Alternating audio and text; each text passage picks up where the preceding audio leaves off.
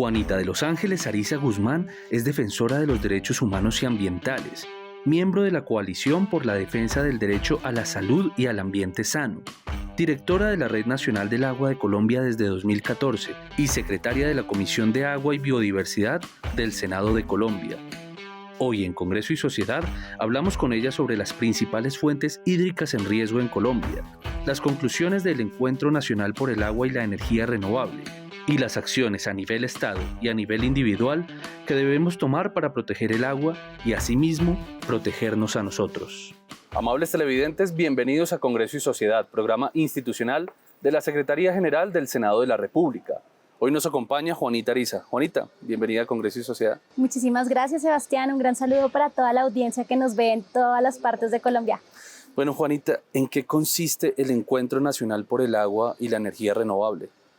Bueno, eso fue un evento súper espectacular en el que estuvimos hoy, donde pudimos escuchar los avances de los proyectos de gobernanza del agua que viene promoviendo el Ministerio de Ambiente con distintas entidades aliadas, ¿cierto?, territoriales, nacionales e internacionales, y donde hemos podido escuchar que hay unos avances muy importantes en materia institucional en el que el gobierno del cambio también está trabajando en este momento, y es en consolidar que el ordenamiento territorial en torno al agua sea el eje de desarrollo como está planteado en el Plan Nacional de Desarrollo, pero que también brinde herramientas a todos los sectores, especialmente al sector privado, que tiene un nivel de responsabilidad muy alto en la transformación integral de la matriz energética de Colombia. Entonces hoy escuchamos cómo todas las distintas corporaciones quieren sumarse a este, digamos, barco del progreso a través de la organización en torno al agua, de las tecnologías limpias, de la energía solar, de la energía eólica,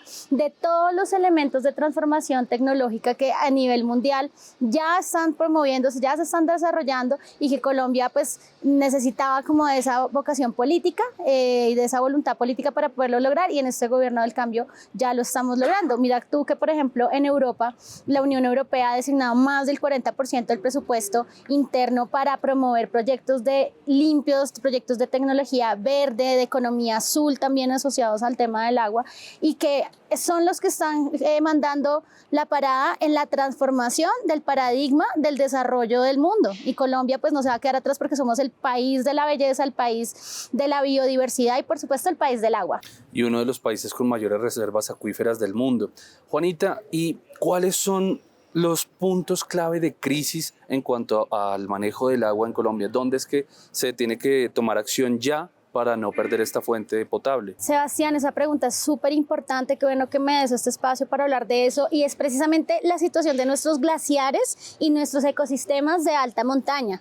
En los últimos años Colombia ha perdido más del 95% de la superficie de glaciares. Entonces, si uno mira, por ejemplo, las fotografías que salieron publicadas en el Estudio Nacional del Agua del año pasado, el área que se ha perdido en la Sierra Nevada de Santa Marta, la Sierra Nevada del Cocuy, en el Dulima, en el Nevado de Santa Isabel, son realmente críticos y son los elementos que nos ayudan a analizar con todos los expertos de cambio climático a nivel internacional que la acción ambiental y la nueva política ambiental de Colombia es una necesidad urgente por varias cosas. Primero, nosotros somos el país más rico en agua de la región. ¿Y de dónde viene esa agua? De los ecosistemas de alta montaña, de la Sierra Nevada de Santa Marta, de la cordillera de los Andes, ¿sí? Pero que por su altura están siendo afectados por todos esos gases de efecto invernadero y de carbón, de metano, que están pegados en la atmósfera y que directamente van impactando nuestras sierras nevadas, nuestros ecosistemas. Y que por eso, o sea, Colombia le dice al mundo entero, a través de todos los eventos, de los escenarios internacionales, que nos apoyen en esa misión de cuidar el agua, porque nosotros somos los que tenemos el agua. Entonces, por eso es tan importante que se dé esa transición energética, porque nosotros no podemos seguir dependiendo del petróleo, porque el petróleo es un recurso finito, mientras que la vida misma sí tiene la potencialidad de llegar a ser casi infinita, y lo que nos demuestra este mundo tiene miles de millones de años y ha funcionado perfecto por la estructura que tiene el agua, las cuencas hidrográficas, los ríos, las lagunas, toda la forma que tiene el cuerpo del agua en esta tierra es una estructura perfecta y que nosotros lamentablemente como civilización humana hemos caído en el error de contaminar, de fragmentar, ¿cierto? De alterar. Entonces la nueva ciencia y el nuevo paradigma es entender que nosotros no necesitamos dominar la naturaleza.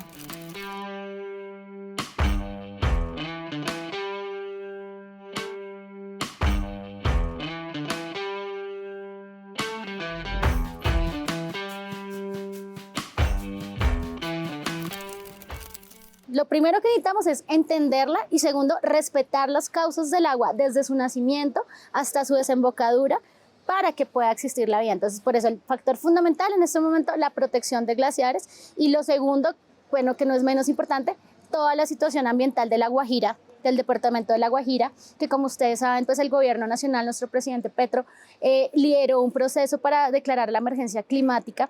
Lamentablemente la exposición, digamos, no fue suficiente para la Corte Constitucional, que lo declaró inexequible, pero en esas audiencias escuchamos, por ejemplo, a los delegados expertos de cambio climático de las Naciones Unidas que le informaron a la Corte Constitucional que La Guajira puede salir de la zona de habitabilidad, es decir, que La Guajira podría llegar a ser el primer departamento de víctimas de desplazamiento forzado por asuntos de clima.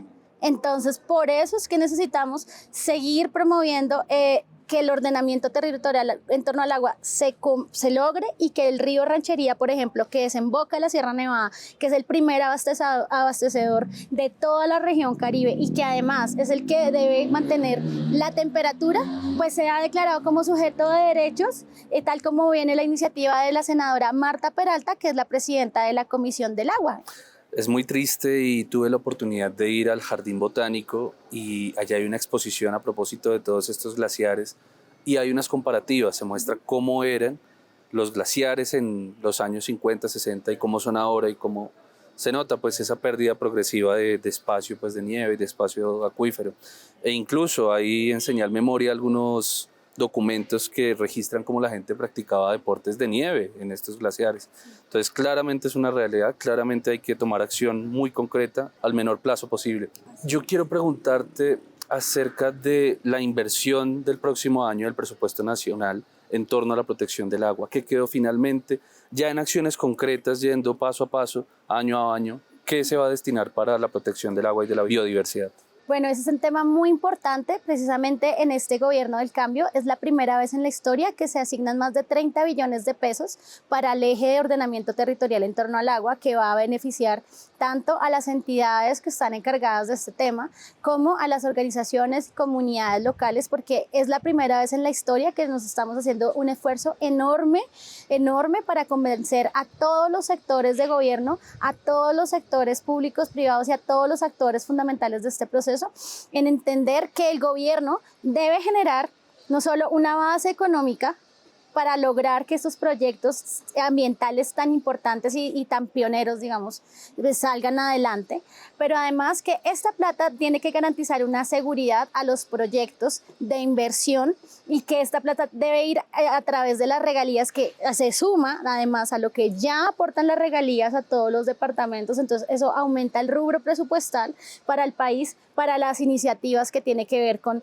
agua y saneamiento público, con descontaminación, con restauración de las cuencas, con pedagogía ambiental y con todos estos elementos que requiere el país. Entonces el Ministerio de Vivienda, que tiene el Viceministerio de Agua, por ejemplo, tiene que seguir en esa línea de cumplirle al país en restablecer el Estado constitucional en La Guajira, porque tú sabes que Colombia fue penalizado por la Corte Penal Internacional por la denuncia que hizo el pueblo guayú de que se había cooptado el sagrado derecho del agua y que se reconoció y obligó a Colombia a que reconociera esa situación y por eso se definió a La Guajira como un estado inconstitucional de las cosas. Entonces, por eso hay distintos proyectos que vienen en marcha. Nosotros desde el Congreso queremos que el ministerio, que todos los ministerios, Ministerio de Ambiente, Ministerio de Defensa, Ministerio de Salud, Ministerio de Vivienda, fundamentalmente, se unan a este proceso. Además, porque no sé si tú sabías, le contamos a la gente que la defensa del agua ha sido reconocido como un asunto estratégico nacional, militar, y en el gobierno anterior fue la primera vez que se logró dar ese gran paso y entonces hoy en día es el Ejército Nacional el que también tiene que estar allí en la línea del frente, custodiando nuestro patrimonio hídrico y nuestro patrimonio de naturaleza. Entonces realmente es como un objetivo ya de país. Entonces, y además para nosotros es muy importante porque, como yo te contaba, los movimientos ambientalistas, ¿sí?, que muchas veces han sido estigmatizados, en este gobierno ahora hacemos parte del ideario y de los impulsos que estamos haciendo. Nosotros no queremos que la gente la sigan matando. Entonces, por eso hemos creado espacios tan importantes como la Comisión de Agua y Biodiversidad, para que puedan venir nuestros líderes a informarnos, tal como, por ejemplo, tuvimos la semana pasada la sesión de acueductos comunitarios, donde escuchamos a más de 50 organizaciones de todo el país diciéndonos cosas tan graves como que, por ejemplo, la gente se esfuerza en hacer un acueducto comunitario porque no llega la mano de gobierno al campo y los alcaldes y gobernadores no los ayudan, no les dan la plata y más encima les ponen trabas cuando ellos están haciendo una función que el Estado está en deuda. Y es que es a nivel mundial. Hace poco se dio una circunstancia y es que un youtuber muy reconocido fue a África y de sus recursos hizo 100 pozos de agua que no había hecho ni los gobiernos locales, ni la ONU, ni ningún tipo de organizaciones, y demostró que, pues, hombre, si lo puede hacer un chico de 26 años, pues lo puede hacer cualquier persona. Entonces sí es muy importante esa conciencia de que se puede hacer, se puede aportar, y que están las herramientas y sobre todo los recursos ahora para hacer veeduría y que se cumpla ese mandato. Así es. Yo quiero saber algo. La Secretaría de la Comisión Accidental del Agua y la Biodiversidad es relativamente joven, pero ahora pues está teniendo mucho impacto.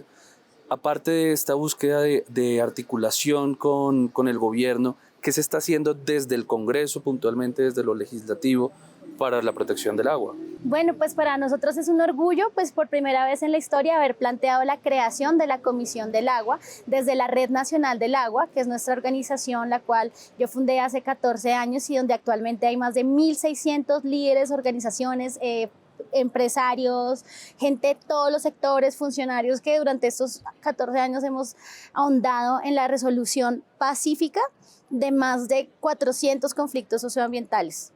Y que hemos exigido al gobierno nacional y al Congreso de la República que se creara la comisión desde el gobierno anterior, desde el 2021, para abordar estos temas. Por lo que te decía, los líderes ambientales en Colombia son los que están en riesgo en el puesto número 1 a nivel mundial, según la fundación de Global Watch, de Human Rights Global Watch.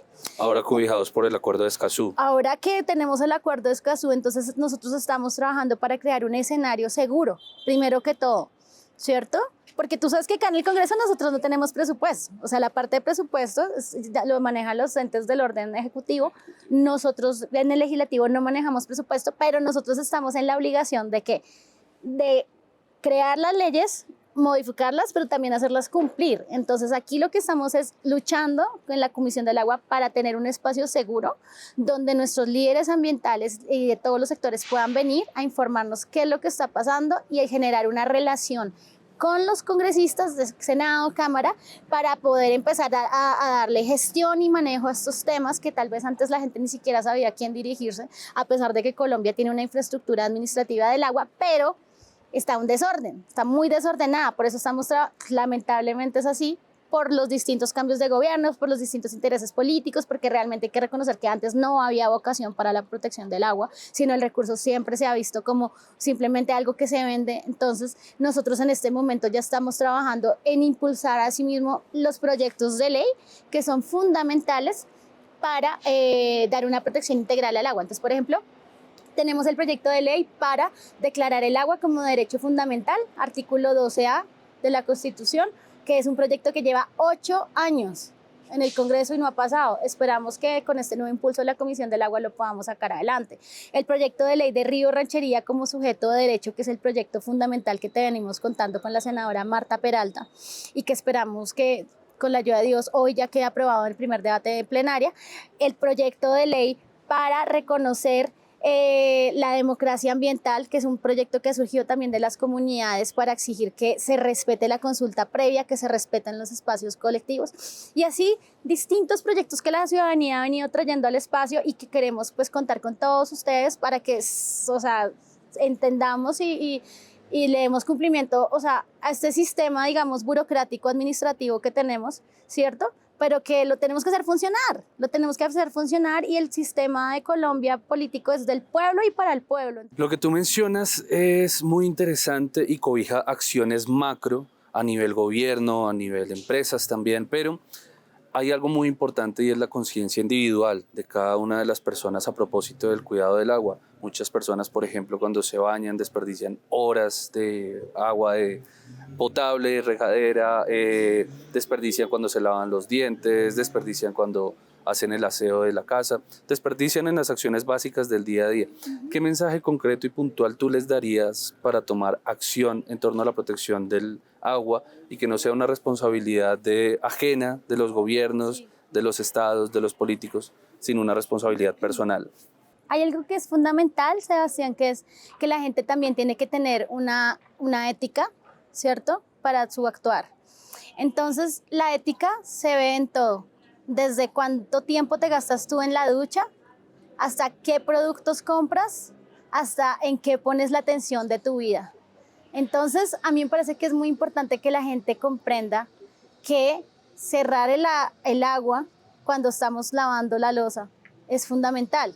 Comprar jabones que sean ecológicos y que no generen espuma es vital, sobre todo para la fauna y la flora que está en el agua. Pero también hay otros factores que tienen que ver con el mercado y con la economía nacional y con la economía global que muchas veces la gente no se plantea y son fundamentales y son los productos que nosotros compramos. Entonces, la ganadería, por ejemplo, y todo el negocio de la carne es el mercado que más gasta agua a nivel global. Entonces, nosotros tenemos que preguntarnos en qué queremos invertir nuestra plata que la sudamos todos para ganarla, ¿sí? Y se la regalamos muchas veces a empresas que no contribuyen. Por ejemplo, las empresas de los alcoholes, por ejemplo, que son empresas o las empresas de las gaseosas, por ejemplo, y las bebidas azucaradas, que son empresas que cooptan directamente de la fuente el agua más pura del mundo, que es el agua que nace acá en Colombia, y no le dan una retribución debida a nuestro país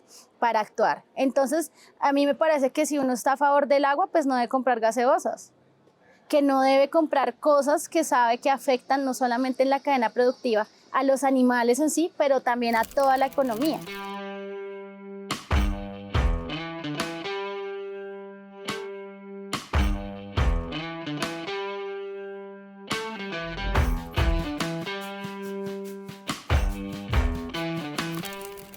Y ya en otro nivel, la ropa que nosotros compramos, las marcas que nosotros compramos, tenemos que fijarnos que las empresas sí cumplan con la normatividad ambiental, porque nosotros los consumidores somos los que definimos las tendencias del mercado y no las empresas sobre nosotros. Entonces, nosotros como sociedad debemos hacer uso de nuestra capacidad de compra, ¿sí?, para impulsar un mercado que sea responsable con la naturaleza.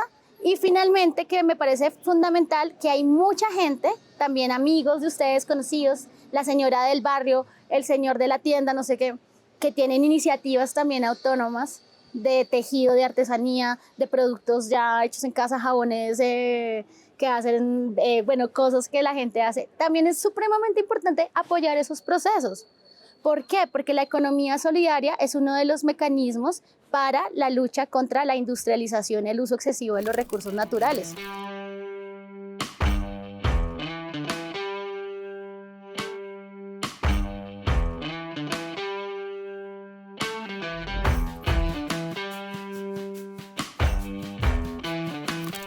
Entonces, allí hay incluido reciclaje, reutilización, restauración de los elementos que nos ayuda a dejar de sacar la materia prima de la naturaleza para volverla basura, ¿sí? Sino realmente entender que todo lo que podamos hacer tiene que tener como un criterio de durabilidad, ¿sí? y de permanencia. Entonces, que antes los abuelos decían, no, es que yo tengo un carro que me duró 100 años. Hoy en día los carros los hacen con una programación obsoleta. 8 años, 10 8 años. años, un computador, un celular que se daña al año. Eso no sirve, eso no nos sirve. Necesitamos cosas que duren y que funcionen en el tiempo y que realmente aporten a la transformación de la sociedad. Y finalmente, cambio climático. Yo creo que nosotros todos sabemos que el uso de carros, motos, motores y demás, pues es lo que genera las columnas de gas metano que impactan en la atmósfera y que están abriendo huecos en la capa de ozono. ¿Y qué significa eso? Que abrimos un hueco y que la luz del sol nos llegue directo, nos fritamos, nos morimos. Entonces, es fundamental que no compremos aerosoles que suben a la capa de ozono, que tratemos de usar mecanismos limpios. Bueno, Juanita, pues muchas gracias, muy interesantes reflexiones. Yo considero que es importante esa protección integral, no solamente pensar en el agua como algo aparte, sino que hace parte de un ecosistema, y ahí es donde viene la protección desde los aerosoles, desde los químicos, desde los desechos, etc. Yo te confieso que he hecho el ejercicio de ver cuánta agua uno puede ahorrar con una sola ducha, ¿no? Y son 6 litros que se pueden recoger por balde, que en 10 días son 60, que en 100 días son 600, o sea, al año más de 2.000 litros solo cuidando esa parte, por una sola persona, de manera que es importante pues como tomar esas acciones para la preservación del agua. Te felicito por tu trabajo. Gracias. Y espero que podamos volver a hablar más adelante, ya una vez no sean iniciativas y acciones que se están tomando, sino que ya sean concreto, que podamos hablar, mire, se hizo esto, esto y esto. Creo que sería importante pues ver ese resultado en un par de años. Claro que Muchas sí. Gracias por tu presencia en Congreso y Sociedad. Muchísimas gracias, Sebastián, por la invitación. También a mi amiga Anita García Márquez, que me invitó a este espacio también muy amablemente, y a todos los amigos que creemos en la defensa del agua. Y claro que sí, espero que nos puedan acompañar con las cámaras de Congreso y Sociedad para ver la transformación radical y de fondo que vamos a hacer en La Guajira. Y a ustedes, amables televidentes, los invitamos a contactarnos a través de nuestras redes sociales. Los esperamos aquí en Congreso y Sociedad en una próxima oportunidad.